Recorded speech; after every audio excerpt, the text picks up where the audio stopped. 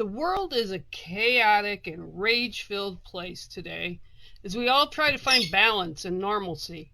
Many of us are frustrated and overwhelmed by it all. The news is filled with violence and hardships that people around the globe face each and every day. Many of us are asking how I can make this better. How can I help work through all of this? The answer is simple. An art that we have almost made obsolete. It's speaking to each other, listening to each other, seeing each other. Could it be that simple?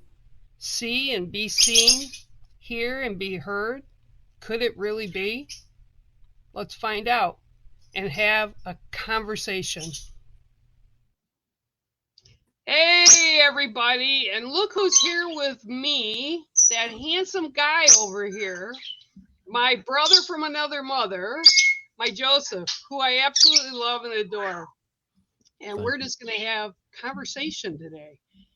And I got to tell you, this morning, when I got up, there was more uckiness happening in the world. And people are really feeling overwhelmed by all that. But before I get into that, I want you to tell everybody a little bit about yourself, Joe. Sure. An author of the Archangelic Calendar. I'm a coach. I've been coaching people now for 27 years, and for anywhere from metaphysics to fitness. And I love what I do. I'm here to help. I some people call me a spiritual advisor.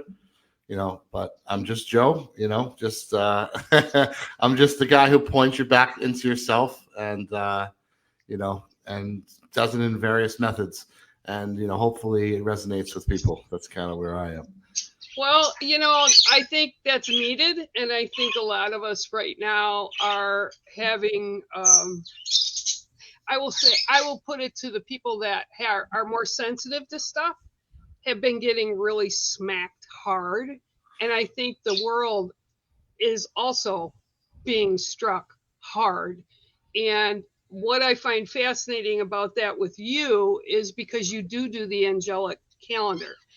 And I talked to somebody last night, a good friend of mine. We were chatting on the phone, and I said he is so amazing with this, but there's a math mind and there's like creative side mind, like mine with artwork and that kind of stuff. And I could never do both. So the angelic calendars that you put out, I always read the information, but I can't translate it for old bear mind. So somebody said, well, what is it? And I said, and I've sent people to your page and all that, and I can see it building because there's people I know in there, but explain to everyone what the angelic calendar is all about. Well, originally, okay, let's go back 5 years when I started it. It was doing two things. One, it was disclosing how the light workers were going to work in unison. And it was also to try to get us off the Roman calendar in our own mind and our time. Doesn't mean that we have to disrespect, today's, whatever date it is. It's not meant, in that way, because we still have to live in this world. But there has to be another part of ourselves that are being timed in a different way in order for us to ascend, so to speak. So a lot of that came from that need. And that was something that I was really passionate about, changing the calendar, overtaking things that became negative from society because they were corrupted, and taking it and taking it back as our own again, making it a positive light. So there's a lot of things that have been completely perverted by society that was never the intention. So, you hold sacred space now for time, for dates and things of that nature. So basically that was one part. The other part is that I do something called cuneiform, and it's, again, a various mix of tons of different symbols from all sorts of cultures. I mean, as far back as, I can get, type of thing, Babylonian, wherever.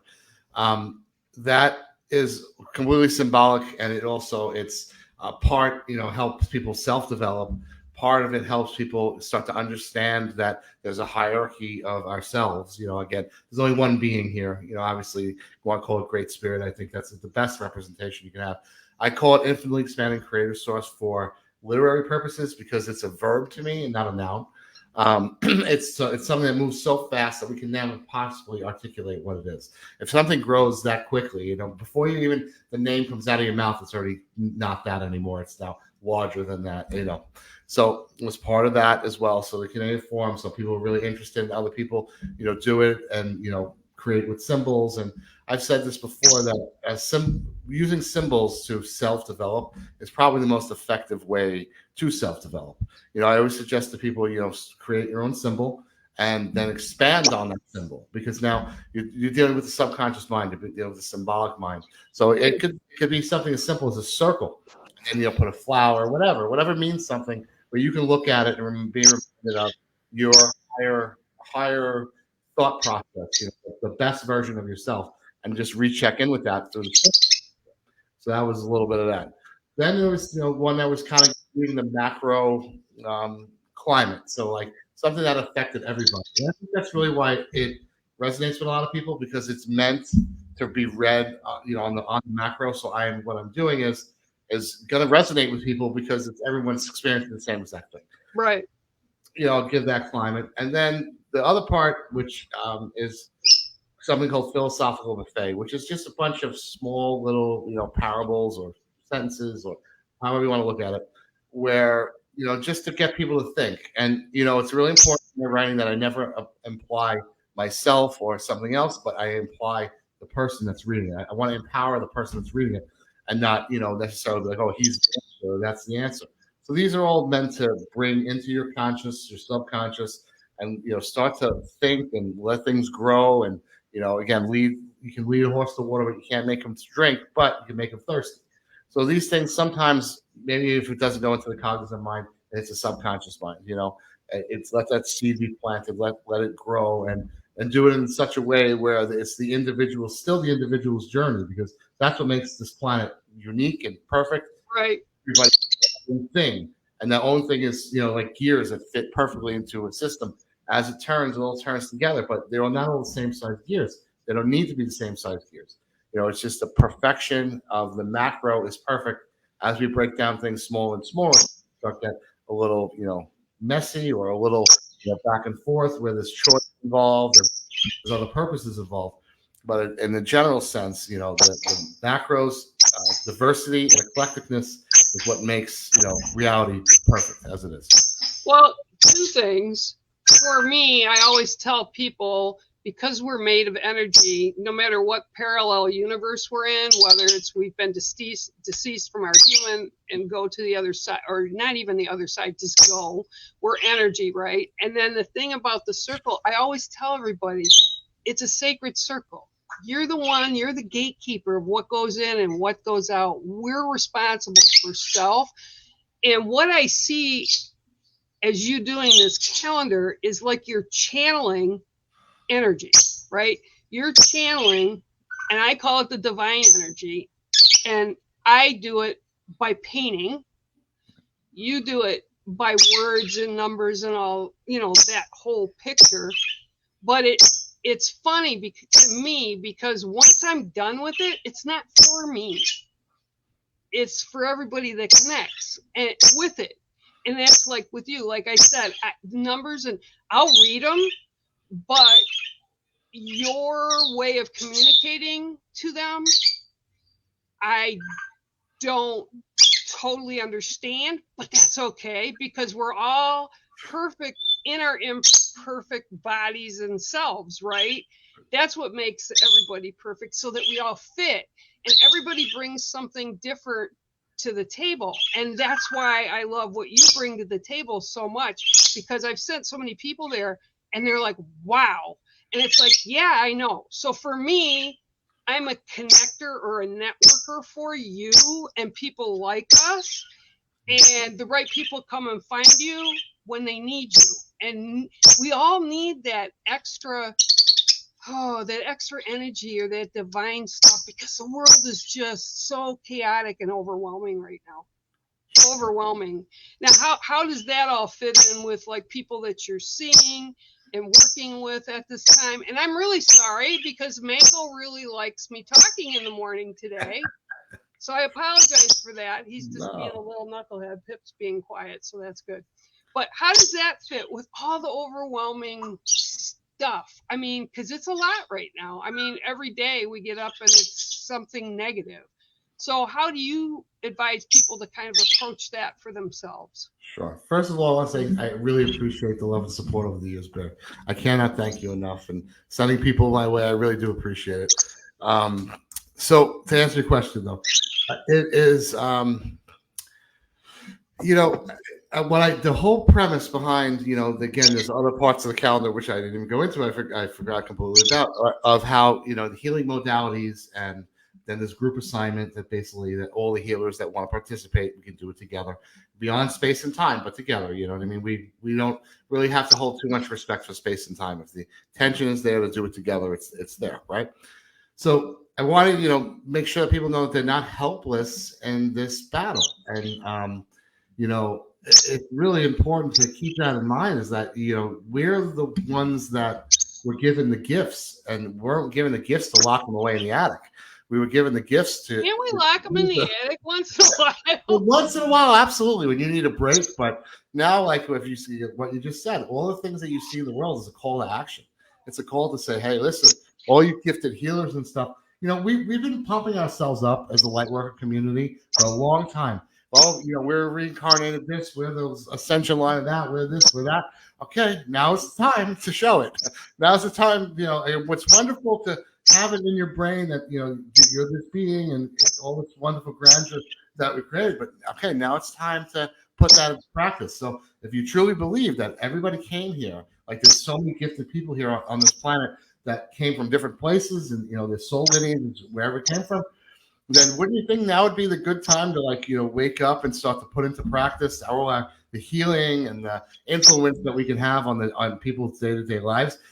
Just by walking in the room, people like us, and again, no one watching this isn't at some way, shape, or form on that level, right? So people like us, when we walk into a room, the room changes.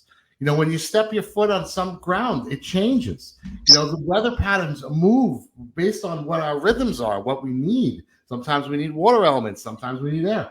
It's, there is so much to what we are, but at the same time, we spent a lot of time, and I know people say sometimes I'm harsh on, New Age community and stuff.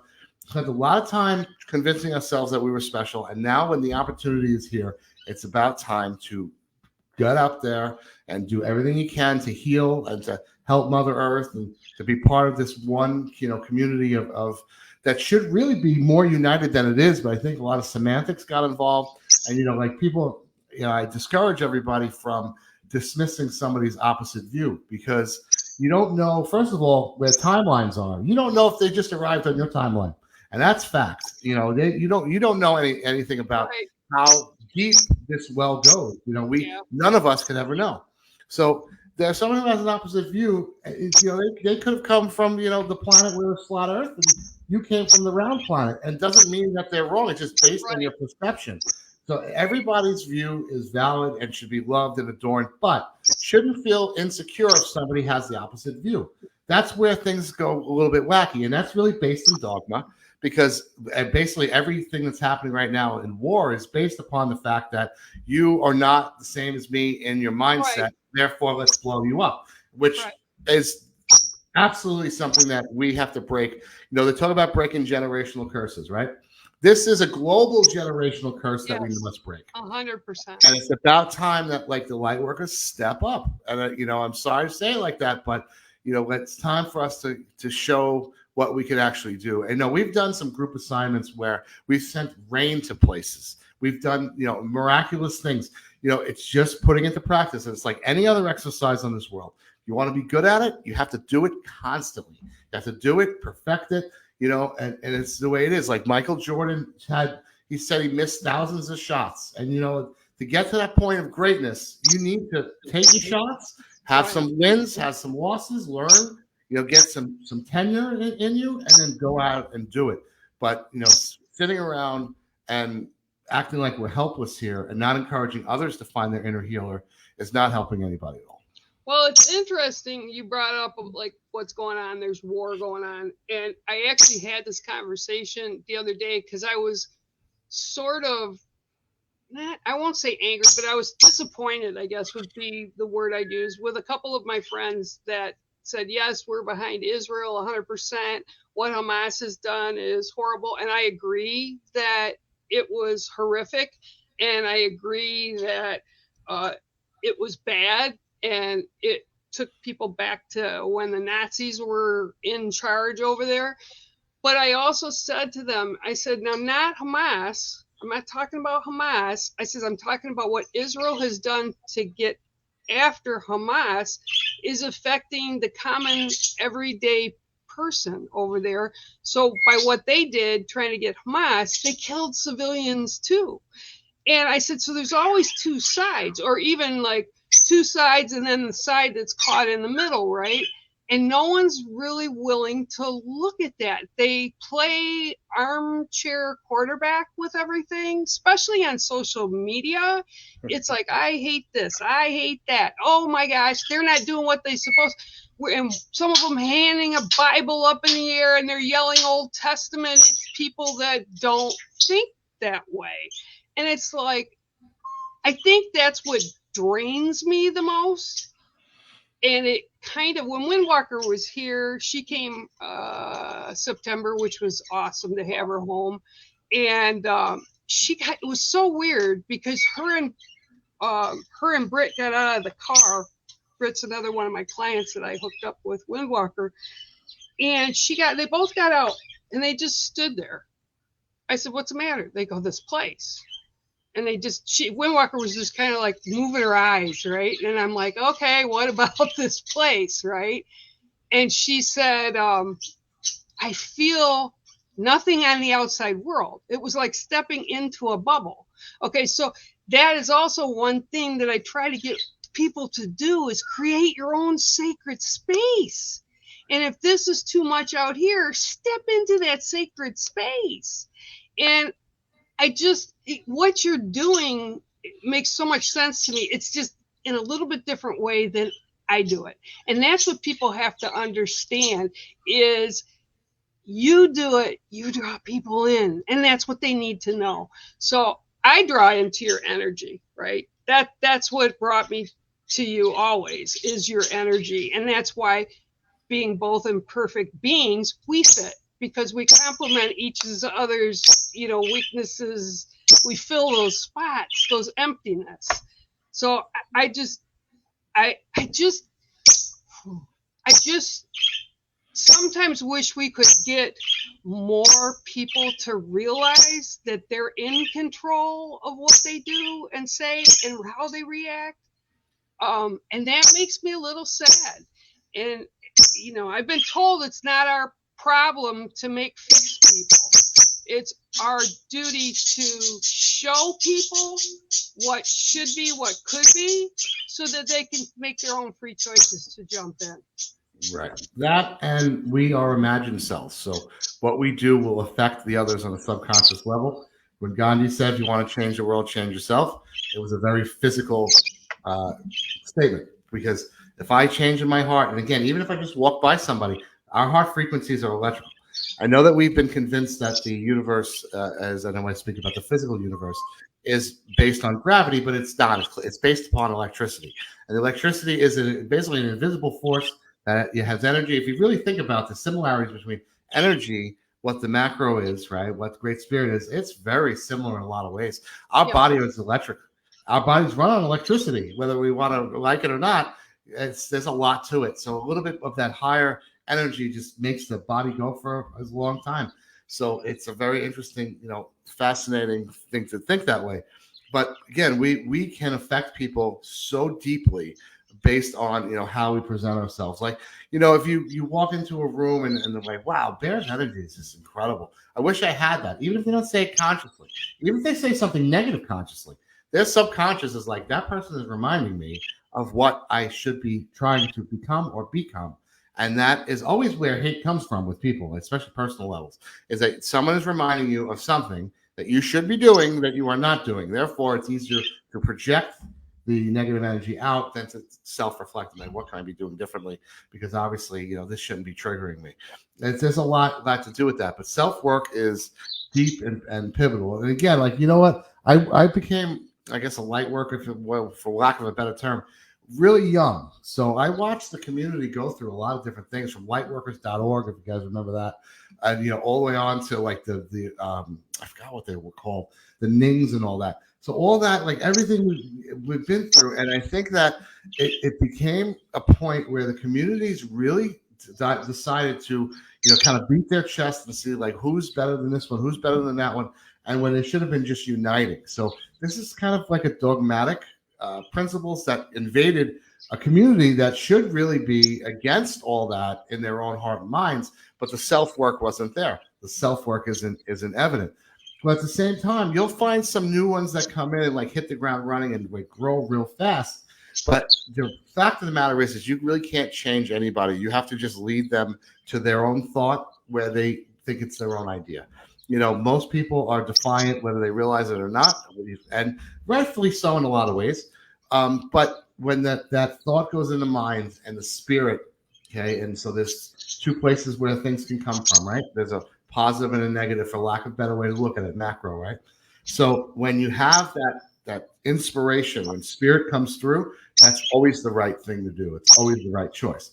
But people are stuck in that other area, which is more primitive, which is a more negative, fear-based stuff. So that's like where those negative impulses come from.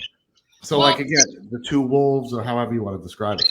Well, I think also one of the things I brought up a lot lately is the fact that, at least in my generation, and probably I would say in yours as well, we grew up with take care of everybody else, or if people came over visiting, everybody else gets fed, we get fed last.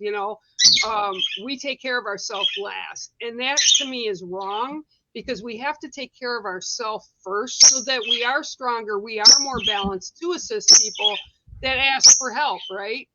And then I just sit back and so many people that have, I don't want to use the word talent, that have things, okay, that really can define them. And recently it was an artist, okay, a person that really did artwork, but only basically for themselves, didn't really want the public to see it because they thought they weren't artistically trained. In other words, they didn't go to school.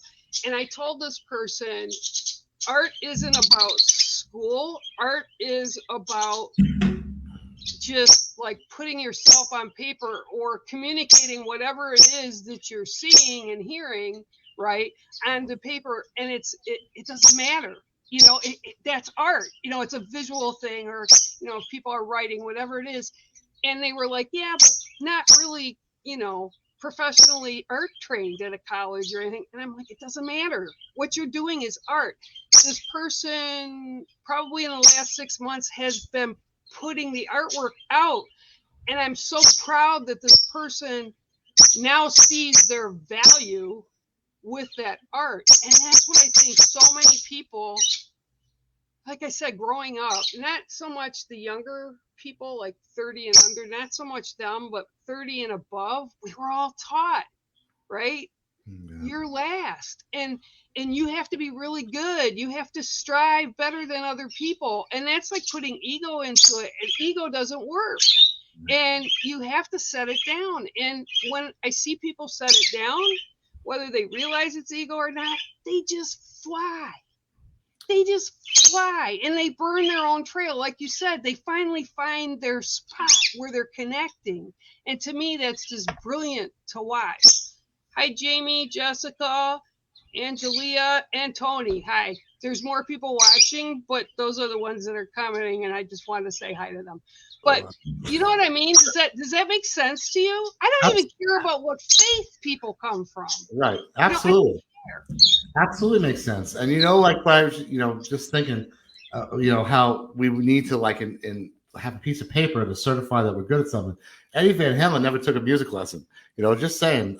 Sometimes learning it yourself and falling on your own is the best way to do it. I mean, And a lot of ways I identify with that. I had left school at ninth grade, and it was the best thing I ever did because I went to study metaphysics, what I wanted, what my calling was, instead of studying things that might not resonate with me. So if you can dive headfirst into something, I think self education is the most underrated thing possible. And you never stop learning, okay, what age you are. No, we're always a teacher. We're always a student. I mean, that's like a given. And I don't think people, like, again, I think it's because society has taught everybody that. It's the same way with creative writing.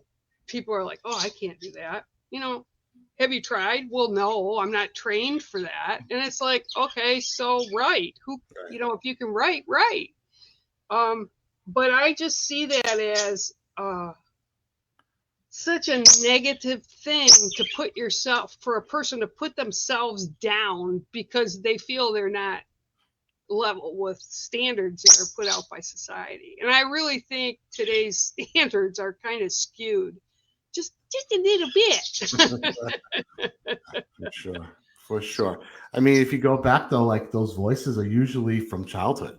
So those are the voices like you have to, yeah, absolutely. I mean, and that's the breaking generational curses right there. Is to break those thought patterns that were given to you by people that were afraid or they had other things going on, and like you have to have forgiveness because that's not only it's really for you.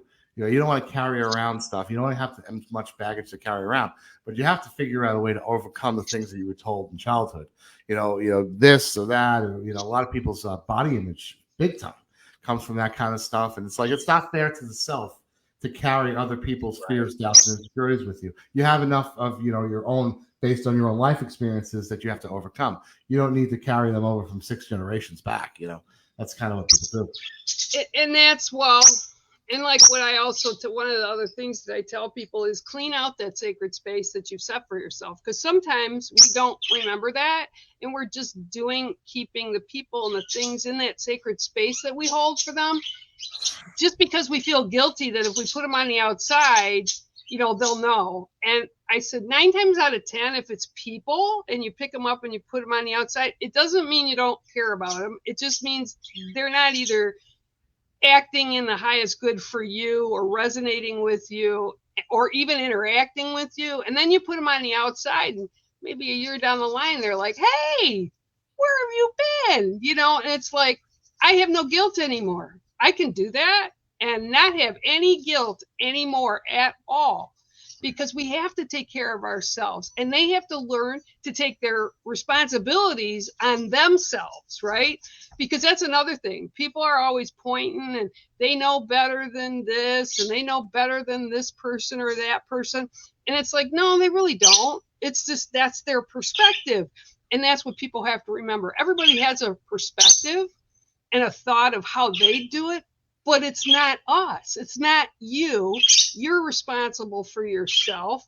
You're responsible for your reactions and actions. And you can't feel guilt about doing what's best for you. And that's what so many people are just stuck on. They're just like, well, I can't do that because I got to help, blah, blah, blah, blah, blah. No, you don't. It's okay to say no, not now, or no. And people just don't feel that they can, except, like I said, when they're jumping into that armchair quarterback position, right? Well, we know, and that's you shouldn't be thinking this way. And I can't believe you think that way. And it's like, that's just nuts. But that's on a bear's level of speaking. It's like, and you're blunt, I'm very blunt, and I'm blunt. Absolutely. And it's like, if you don't want to know something, don't ask me. Because I'm going to give you my perspective. It doesn't mean it has to be your perspective, but you ask the question. Right. And if you're not prepared to hear a blunt answer, then go back into your sacred space and clean it out and think about yourself, where you are and where you need to be. Right. Some of the yogis always said that you shatter the soul. When someone comes to you, they want to learn from you. What's immediately going to happen is take a hammer and shatter their soul, and it'll go into billions of pieces, and they'll have to put it back together because everything that they once thought is now irrelevant. Like like a new set of life, a new settings to go through and to figure out at that point. And I guess that's where the line is of those who are on I guess the path and those who are not. They've never gone through that soul shattering where either a realization hits so hard and everything that they ever thought comes crumbling down, like in sort of a mental crisis, or even sometimes a physical crisis, or sometimes there's a lot of things that make you cross over to the other side. So I go back to, again, I've studied every theology you could possibly study, and let's go back to the heroes' journeys of the saints, right? Again, their figures and all that. Let's leave the controversy behind. But it's said that they all have to go to hell and escape it. Sounds an awful lot like what everybody went through, if they want to call it Dark Night of the Soul, whatever the situation is. Sounds an awful lot like that now, doesn't it? So it's basically, if you want to get to that higher point of consciousness where your crown chakra is now the root chakra for something much larger, and then you're going to need to go through hell and come back. And I think every single person that is gifted or talented had that at least once, and maybe more, and it is what it is. And it's like, why would you let all that you've gone through go to waste at the end of this lifetime, or towards the tail end of it, or when you should be at your peak? Why would you let all that you've been through go to waste and not use your talents, gifts, and abilities to help the world in some way, shape, or form? And people think it's like, go volunteer at a soup kitchen. Sometimes, no, it's just sending violet flame to the entire earth every day. Sometimes it's, okay, I saw something on the news. Why would divinity have me see this? Because this is not something that I want to experience. Why am I seeing that? Because it wants you to do something. And I've said this before, we are the answer to the prayer. We are the answer. So it's basically, how many of us have cried that, oh my God, universe, divinity, why are things like this? My God, what can you do to do this? And it's like, I sent you. That's basically what it is. And we have to take that seriously, for sure. I had a vision that started back in 2009, and I have it every year, probably 2 or 3 times that I have it again. It has not altered since I had it until this year. When I had it the middle of this year, it was like around June, end of June, beginning of July. It showed me the same thing and then said, now you understand. And what it was I had 4 archangels holding up. They were like the columns, right, on 4 corners, and they were holding it up. The earth was shaking.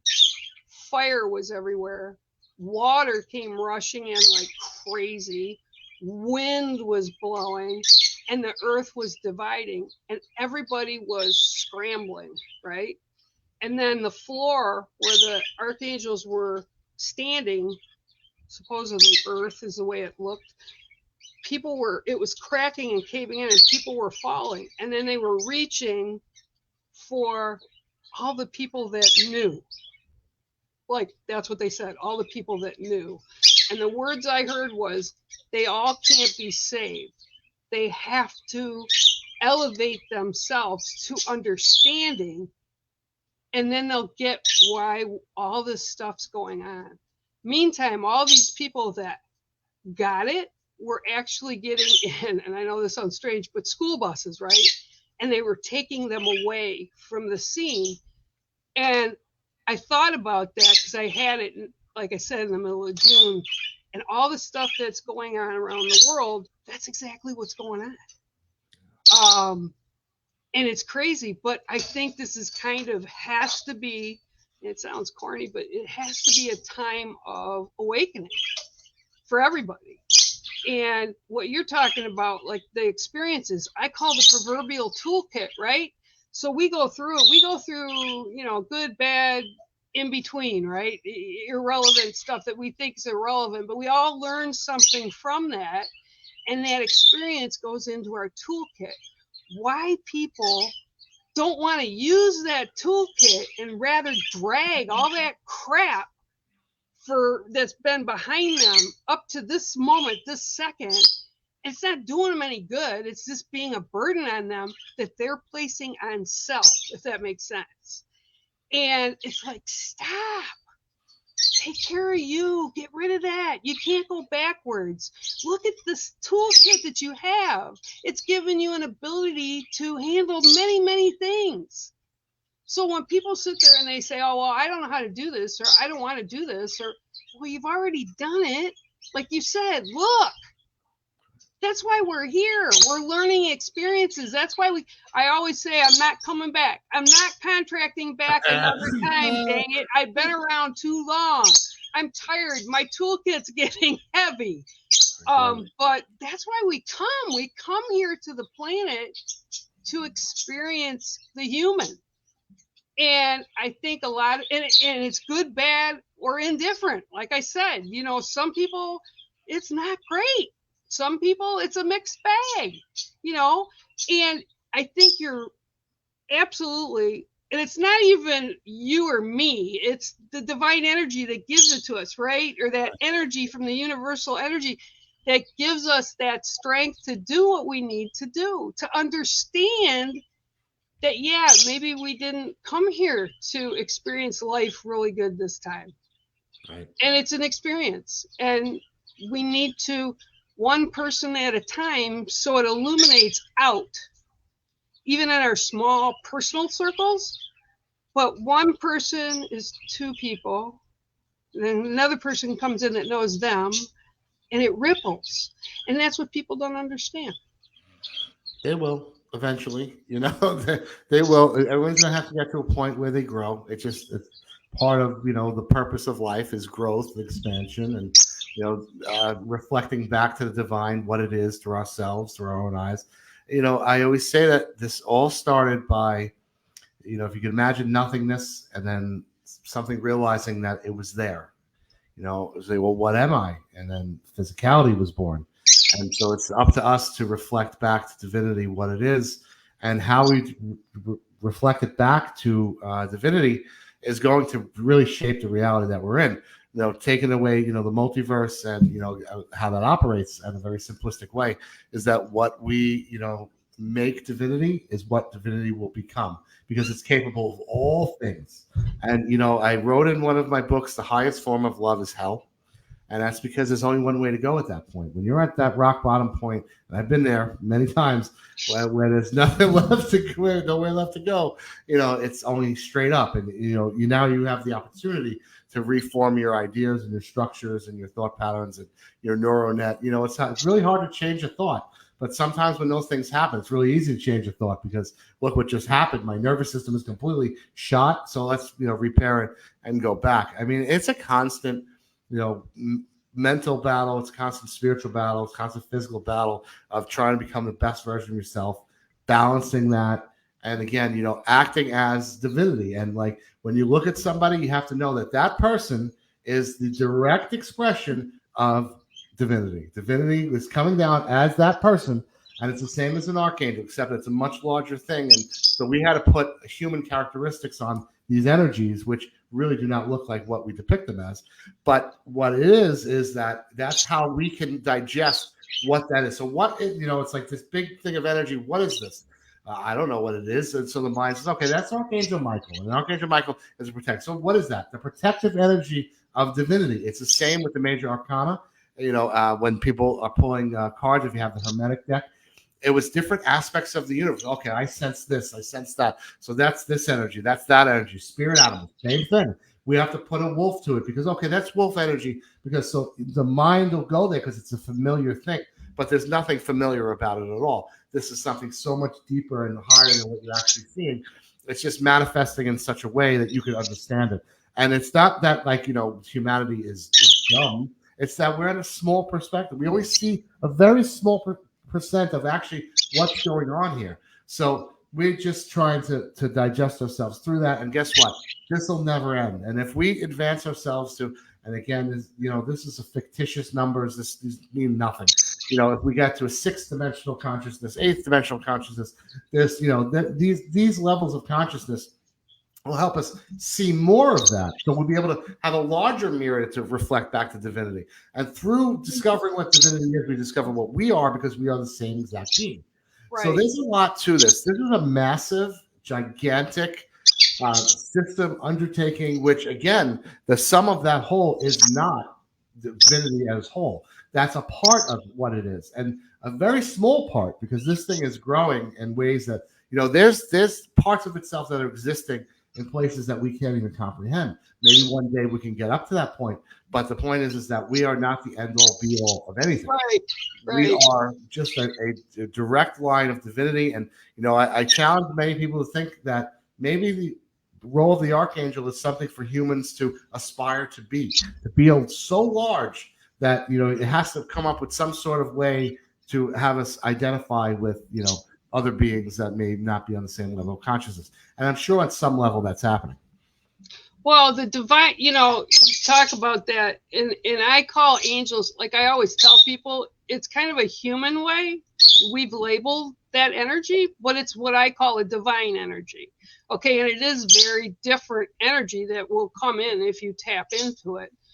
I also look at what I call star seeds, right? Star seed energy, which is different than divine energy.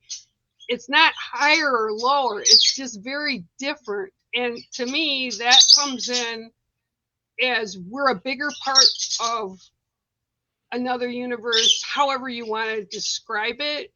And they come through as well, but it's just different levels of energy. So when you're saying, yeah, angels is what, and it is, that's the way they communicate to human, because humans have, and I hate labels, but that's what we've done. We've labeled everything.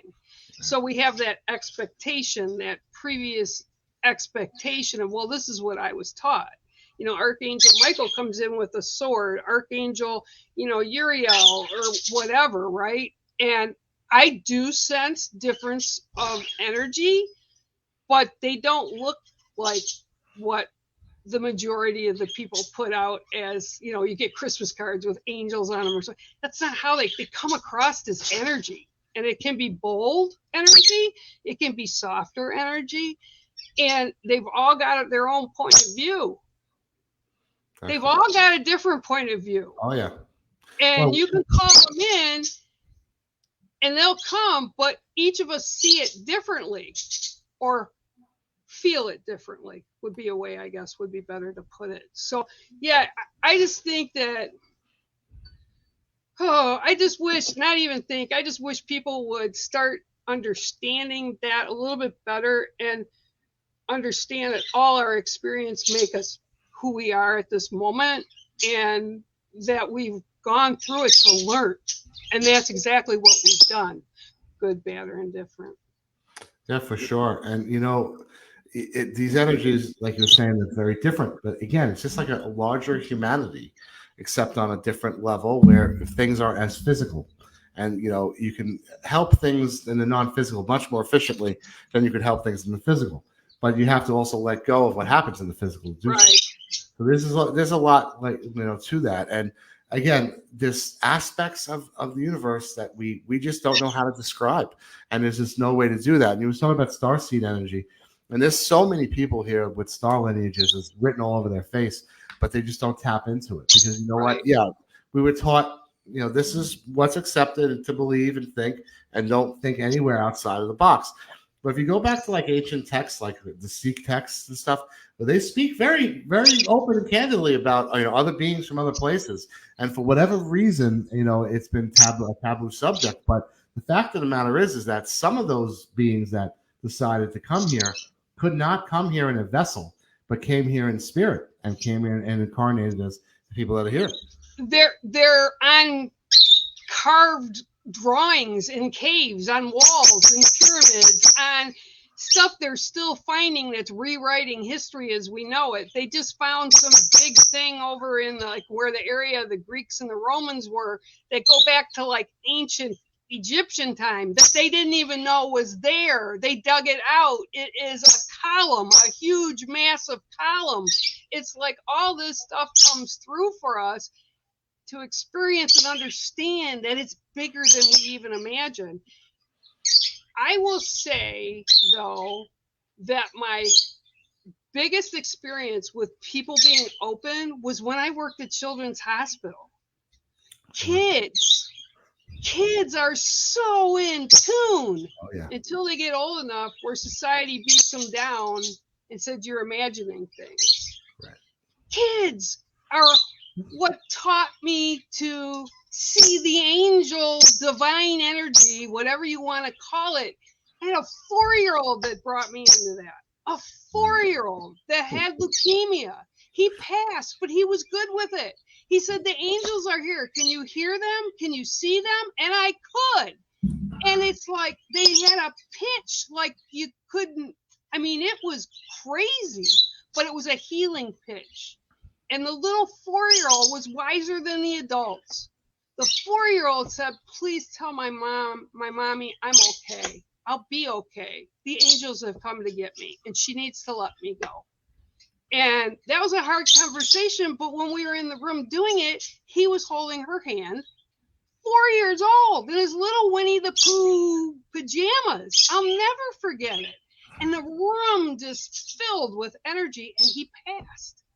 And it's like, kids are unbelievable. And I'm hoping that the new generation of kids are going to bring more enlightenment to the world that we live in. Oh, there's no doubt about that. And I'll tell you, I'm hoping. definitely, and we're here to pave that way. We're here to pave that way. You know, they're very special. Their cognitive brains have a little hard time till some point, and I get it, but they're very in tune. And it's not about that proves to you. It's not about learning anything. It's about unlearning everything that you've been taught because you came in with that essence as purest form, and it comes through. And I think that's why they bombard, kids with, on the TV or whatever the situation is now. They bombard them because they want them to lose that as soon as possible. Right. Because Right. if everybody came through that way, you'd have a bunch of Supermans, Wonder Woman flying around. That's what you want to happen. Because their belief would be so strong that I wouldn't doubt if they'd be able to take flight, like literally take flight. That's to the point of humanity can get to, and if we just embrace it. And as parents, I think it's a really hard job because who really knows how to do that? No, nobody gave you a manual how to do it. You just do the best you can. Expose them to all the good things and let them explore things on their own. I really, again, being self-taught in a lot of ways. Let them run with things that they need to run with. But even at that, like there's no God, and every kid's going to be completely different. But it's really important to know that they're a really special generation coming up for sure. It obviously, just like the early waves they called the Indigos, like Yeah. the 60s, 50s Indigos paved the way for a lot more Indigos in the 70s and the 80s, and then the 2000s, a whole bunch of different stuff coming in. There's reason for all this, but again, we're so stuck in electronics that we fail to see that if we just put our faith in our higher selves, again, divinity as a whole, understand that there has to be some sort of a plan here. And whenever there's something happens, the opposite has to happen. So yeah, we have a lot of crappy things going on, wars and all this, but you're also going to have an awakening at that point. Yin yang. Yep. You have to. It's the way it is. The law of polarity. You have a one side and the other creates, right? So Right. through both sides of things, it's creating. And again, it's not just a male, female. We're not talking about people and gender here. We're talking about the polarities, a positive and Right. negative, create a charge. All that is applying to where we are. But the problem is that when people scratch the surface, and we talked about before, I don't care what you're saying, care what religion you are, but when you just scratch the surface of your religion or your beliefs, you don't really understand it. And it's like, and when you got down to the bottom of it, you'd see like peace would be the number one thing. Peace would be the number one thing. Respect each other, treat each other as you would treat yourself. All that stuff is pretty universal across all things. But when you have somebody up there that wants to manipulate you based on those words, they're going to select a few words here and there to manipulate you and do what you have to do. So, the New Age community really was no different. So when the law of attraction came out, boom, everybody thought they knew everything they needed to know about spirituality. Just keep your thoughts positive. But there are many other laws, many other laws. Law of polarity, the law of momentum, all the law of increasing. There's so many specific laws. Now, all of them are subject to your consciousness because you're going to get to a point where those are irrelevant. When you get to the point where you're surfing the multiverse, and you know the multiverse has every scenario, as ridiculous as they may be, one where it's raining gold outside your house from a pink sky, and you know you're a doctor in a country that we don't even have, that all of them have to happen because every single scenario has to exist in the multiverse. Again, why is that? Because again, the divinity that is soul and spirit is trying to discover itself, and it has unlimited, because again, once something is there, it cannot not be there. Unlimited pathways based upon experience, based upon just all these things. So if you can imagine something so massive that has unlimited possibilities, and as we keep living and growing, more unlimited possibilities keep coming. Yeah. And it's just expanding and expanding and expanding. And that's only one little part of it.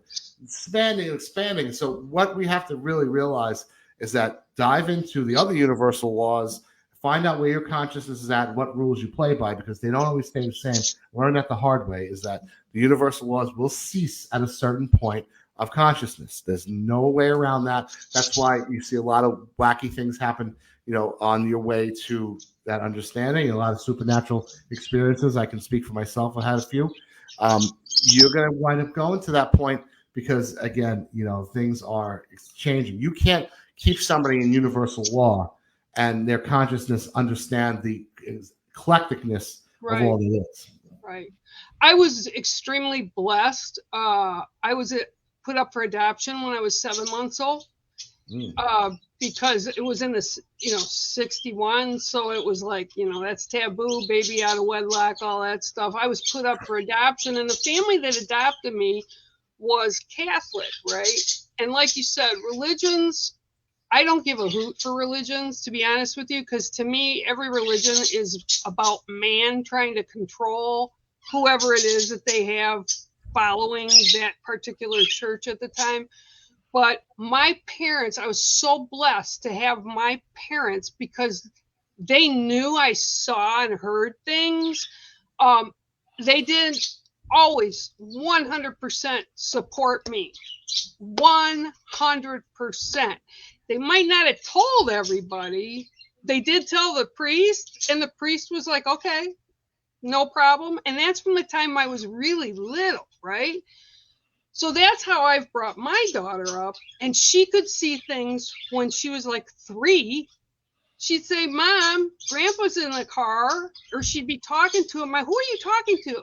Grandpa, can't you see he's sitting in the back?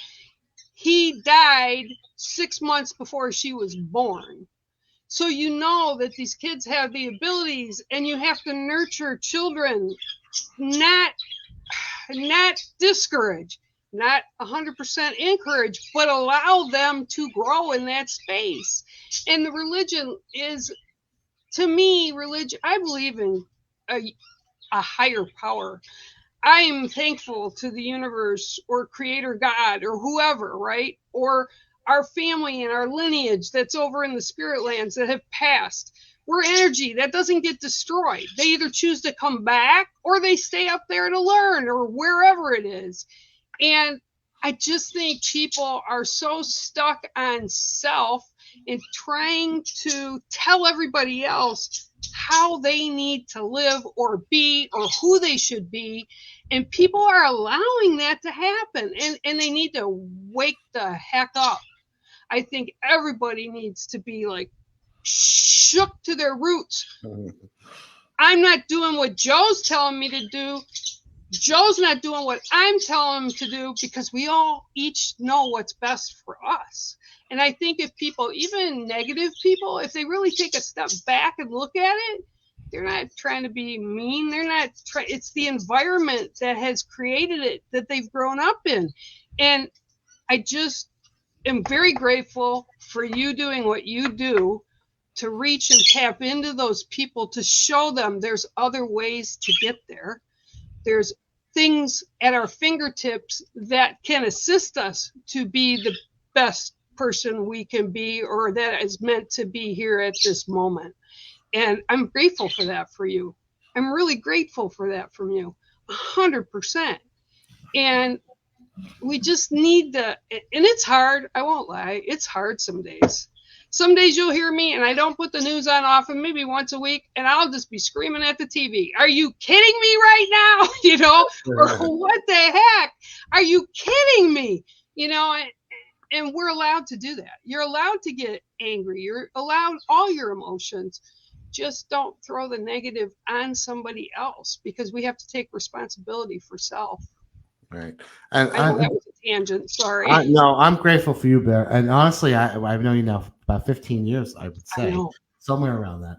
And without you, there is no me. And I'm, to be honest with you, because I've been through a lot. And then I look back at like my early writings. I'm like, I don't even feel that way anymore. It's such a different person. But you've been there and have inspired myself and many to look at the spirit and do it in your own unique way. Your way is very beautiful. I love the way that you do things, and it always resonates with me. But it's exactly what you said. It's different, and it's supposed to be different. It can't be the same. There's no two people who had the same experience. Even if you're a twin, you're gonna have two different experiences, no matter what happens. And that's what the beauty of this is no uniformity. So I don't know why we always try to put everybody in boxes. Like that it almost seems like counterproductive, counter spiritual to be so set on labels, and I hate labels. I really do. You are such an amazing teacher. You've become this amazing teacher for so many people. And Joelle Kelly, right? I'm sorry. What is that? So you know Joelle Kelly, right? Yeah, Joelle. Okay. Well, Joelle, and I love her. She's been to my home. She's been a client of mine for years. But I stepped back. She lost her husband this past year, and it's been really rough for her. But I said to her, and this was I think it was like in September, I said, I'm sending you somebody. And she said, what? I said, I'm sending you somebody. She's learned everything she needs from me. Now she needs to come to you. She said, what are you talking about? I'm not a teacher. I said, oh, get real. And she says, I'm not a teacher. I said, okay, yeah. Anyway, here's her phone number, and she'll be calling you. Right. What am I going to teach her? I said, I don't know. You're a teacher. Teach her whatever you need to teach her. And she wound up coming up to New York and going to stay. And I actually think she might have contacted you too, Britt. Right. But it's like, we're all need that collective to learn from each other. Like, I'm in awe when Windwalker and I get together. I'm in awe. And she was here, but she wasn't. She was here because two of the kids, and I call them my kids, and I'm extremely blessed because the kids that Taylor grew up with, all her friends, they call me Mama Bear because they all have come to me since they were little, right? So I had two grown children, but that was who needed to be guided and taught by Windwalker. And she whispered to me and said, you can use some healing work. I said, I understand that, but not this time around. These two need it now. I can get by. I can call you. These two need to be done. And she worked with them, and they were opened up like unbelievable. So everybody, remember, you're a teacher. You may not even know you're a teacher, but we're all students and teachers. So you have something valuable to share with another person, a different perspective, and people have to understand that. Every individual has value, good, bad, or indifferent. Absolutely. That's no life here is without meaning. Everyone's life has great meaning. It's just, again, it's what we believe, and what's been brought into us, and again, others, fears, doubts, and insecurities, replaying over in our head, and being the antenna to channel the divine. So speaking again, channel, you want to pick up whatever, you know what I mean? Some people aren't comfortable with those terms, and it's fine. But you're getting, your inspiration through your connection to your, the highest parts of yourself. So there is no such thing as a negative life. Everything either has a lesson to it or a direct purpose. And, this whole physical reality that we're in is really what we should be focusing on, in general. It's like, well, why are we doing this? Why am I here? Why did I go through this? Have the clues and, take your power back and realize that you are a direct part of what's going on here, and you're not helpless in the fight. Like you can see horrible things on the news, and again, you without taking any sides, because it's funny because the line people think is it's this side and that side, but it's not. It's a select few versus everybody, and that's the one must think. Neither of those people on either side, the peaceful people, want this to happen, but there's a select few at the top, and somehow they rose to the top somehow and got control and decided that this is what it's going to be. And it's up to the people to realize that, hey, this doesn't have to be. And there are ways, again, to go metaphysics and allow it to manifest physically, or in a very direct way. Or there's a lot of things that can be done to help promote peace. And there should be at no point that anybody doesn't have empathy for the people, the regular people, just trying to go to work, have lunch and wake up in the morning, just regular people. Yeah, eat, healthcare, yeah, everything. And they don't, you said that the most important thing, and I have to put unconditional at the top. To me, that's above peace. Right. Because if you're unconditionally caring, loving, concerned about humanity as a whole, then the rest comes into play. And we're wired that way. We're empaths. Of course. I mean, that's we're gonna naturally be that way no matter what. So what's innate to us, it may not be innate to others. But think about somebody who actually can harm somebody else. Like how lost must they be to be able to harm somebody else? And it's like, that there's part of themselves that know that they're divine and are acting in accordance to things. But again, those other impulses that come from other places, and again, the two wolves. There's two wolves inside of us. One's love, one is fear, hate, whatever you want to call it, and they're battling each other. And whoever wins is the one that we feed. So right. Feed love, yep. and keep going. 100%. This has been a joy to do with you. Absolutely over the moon with it. I'm very happy. We'll put it out everywhere so people can continue to check it out and see. And like I said, Joseph can come back and do this anytime he wants. And I love you and thank everybody for listening in today with Conversation with Joe. I love you, Bear, and I thank you. And we'll definitely do this again. We'll make this a regular thing. I hope people, got a lot out of it and, feel as wonderful as we do. Yeah, this was fantastic. It's always good to spend time with you, Bear. You're a blessing, Joseph. You're a blessing. Hug that wife of yours. I love you tons, okay? Shall do. See you soon. Have a great day. Bye.